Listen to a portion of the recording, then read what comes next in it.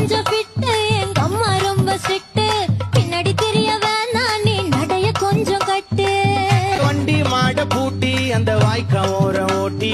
ஊரை சுத்தி காட்டி உன்னை கூட்டின்னு போறேன் ஸ்வீட்டி ரொம்ப கோபக்காரி நீ சுத்துற ஒரு மாதிரி ஆடிக்காரி ஏறி நான் போக போறேன் சாரி நான் வைக்க மாட்டேன் தாடி நீ வேணா எனக்கு கூடி இந்த மாமாவை தான் தேடி உன் தங்கச்சி வர ஓடி